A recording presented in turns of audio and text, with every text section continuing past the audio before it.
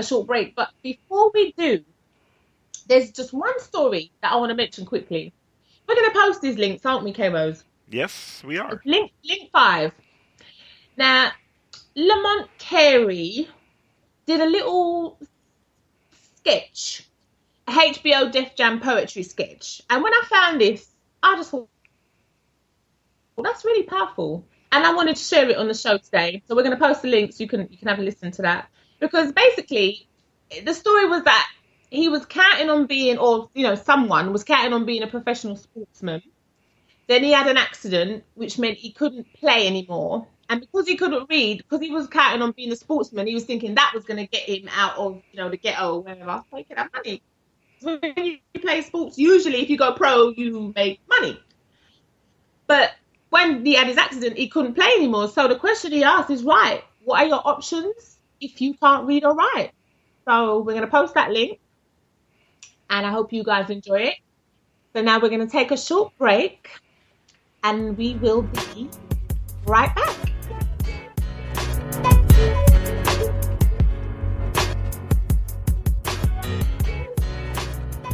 Hi, this is Avani. You're tuned in to the Ask Avani Show podcast on the Get Global Network.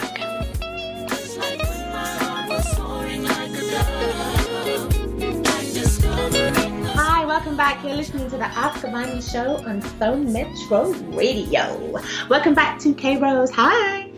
Hello, Avani. And I want all the listeners to know that as the producer of the show, there are times when we do things on the fly. There are times when, it may sound kind of crazy. And so today we've been doing some changes in the technical part of the show in the background, and we hope we're not driving you crazy.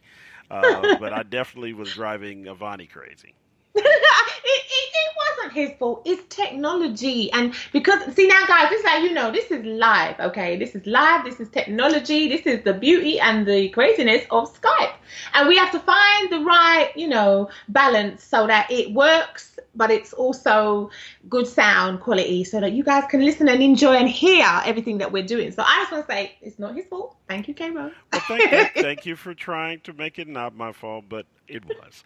And it's not like I'm going to beat myself up for all shows, but I'll beat myself up now. But we're fine. We're back. The show is where it should be. And and to tie it into what we were doing, as far as what we've been talking about, for me, if I wasn't able to diagnose what's going on or even read, period, we couldn't do this show. This show would be a no-go. Okay? Yeah. When they say, see, who is it? Nene from the Real Housewives of Atlanta. She likes that. I know how to read people, she says. Not read. Read.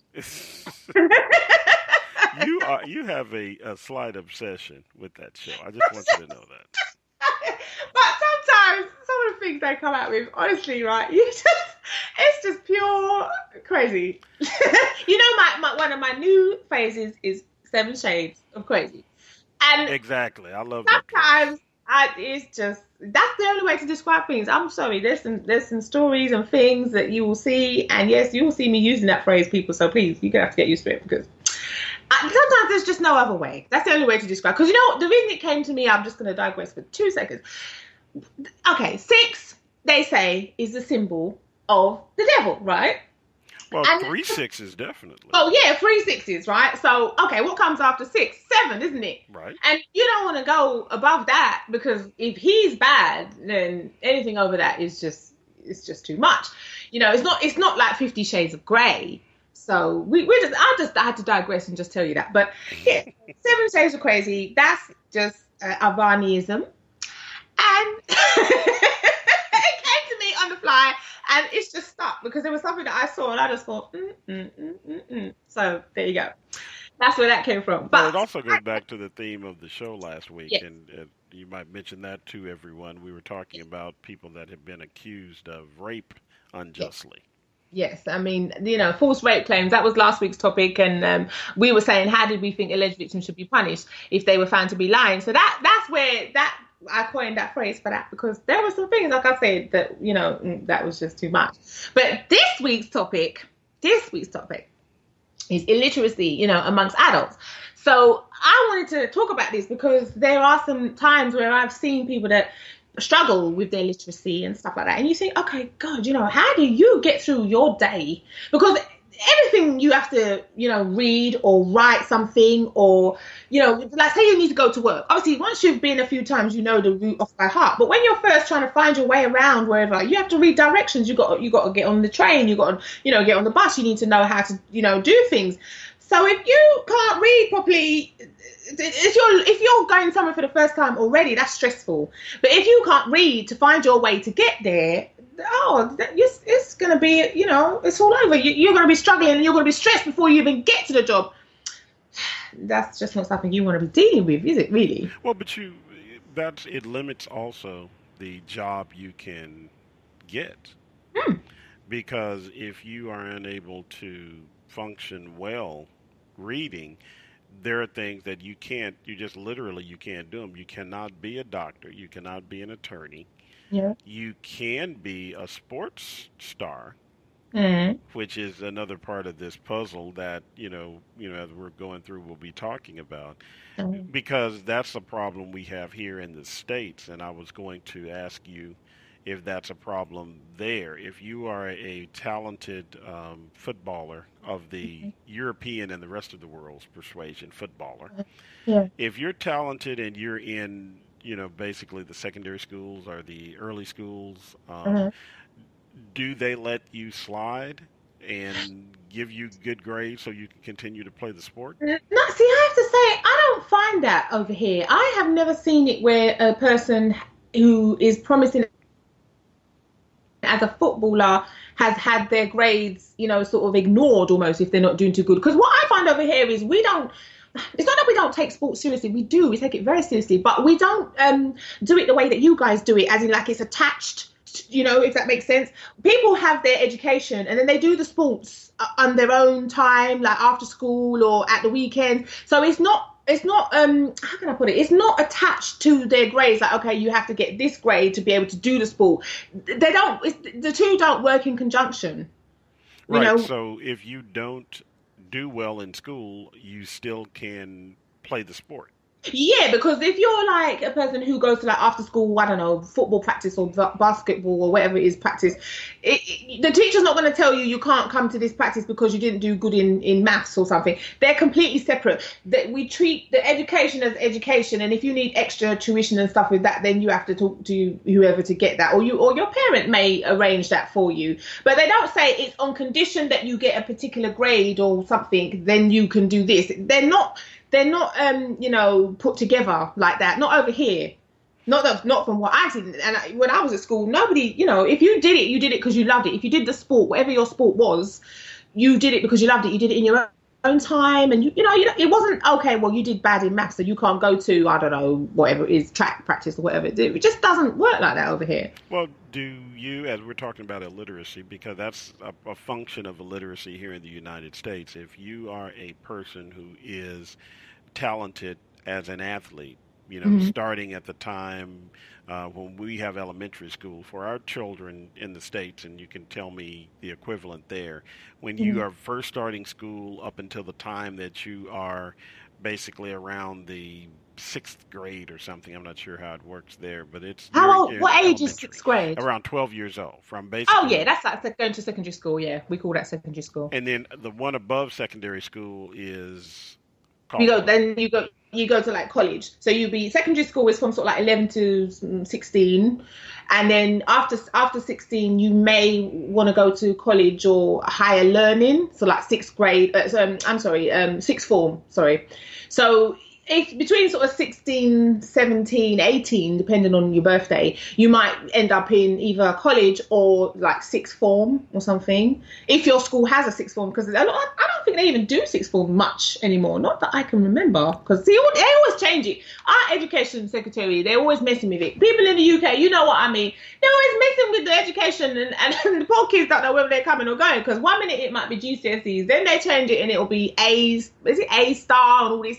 They just keep changing the names of the exams that they take, the curriculum. They just keep messing about with it. So poor kids, you might start learning something in one term, and then by the time they're supposed to do the exams, the examinations have changed. So what they was learning may not be quite as relevant. So when they do the exams, they're not sure if they're going to pass because what they were being taught. It's a mess. Don't get me started on that anyway, because I feel sorry for some of these kids, because they keep chopping and changing what they're supposed to be trying to get. So the poor things don't know what to work towards, and then they keep telling them, well, we're not going to let you do exams as you go along. You're going to have to do exams all at once, all at the end. We're not going to let you have part of your coursework as practical coursework to count towards the grade. They just keep chopping it and changing it. Well, that happens in the United States also. They're always tweaking it, and unfortunately, they take funds from it because of the government, which is a whole show by itself. But in the United States, we do secondary school for us is that same age group, but we break it down also within that age group. We basically have those people that are from, they start school around 5 or 6 up to around 13 or 14. Yeah. They're in what's called initially they're in elementary school, then they go to middle school, then they go to high school. Okay. And all these are all secondary, and then they do the same thing. It goes to college, university, etc. But those people that are starting in the elementary school, the younger ages, if they are talented at playing a particular sport, our whole system, and this is, again, just insanity, it's just crazy. If you're good at playing basketball or football, and you had been in the past, you could slide by. And as you got older, even when you were in middle school or in high school, you could. My wife is walking in, talking to me, and distracting me again as I'm doing the show. But you can, as you are good at a sport. It was really prevalent a long time ago where you didn't have to go to class and things like that because you were good. And that's in the United States. So if you grow up with that mentality that you're good at a sport, it then contributes to your illiteracy. Well, because you don't work hard. Yeah, but I ain't going to tell a child, okay, because you're good at playing this whatever sport, you don't need to go to that class. No, because God forbid, you see that video that we were just talking about before the break? I hope people were listening to that. We're going to post a link for that. But I'm not being funny. What happens if you have a really bad accident? That means you cannot play that particular sport no more. You've finished. Because if you didn't finish your education or if you only got to a certain level, you're going to struggle now because you've got to find another job, basically. You need to find something else that's going to mean that you can have a living when you leave school or college or whatever you're trying to do. If you can't rely on being a sport, and the thing is, even if you're good and you can do sports, I noticed, right, that has like a shelf life. It's like being a model or something. You can't do that from the time you leave till the time you want to retire because, your body changes, and if you've put yourself through a lot of stress, you can't do that. You can't be a 60-year-old linebacker or whatever it is. You just can't. But you're being logical. Again, you keep injecting logic in this equation, and because again, this is just one of those subjects that differs greatly between the two countries. Yeah. Those parents that are allowing their child not to learn everything that he should and not to learn to read appropriately, they're banking on the possibility that he will become a professional athlete and make millions and millions of dollars. Yeah, and then mama don't gotta work no more. No. If he breaks his foot or he breaks something that's vital for him running around the field or wherever it is, look, forget that. Nah, you gotta get real because you still need to make money. Don't get me wrong, if he's not stupid, I'm sure he can make millions or live well in another profession. But don't bank on him being this pro footballer or whatever it is, golf player or whatever it is, because if he ain't physically up to it, they ain't gonna want to know. Well, but again, logic enters into the equation, and people unfortunately are not logical because they think that it's their ticket. And if this child starts off and this child is really great at what they do, some parents are living vicariously through their children.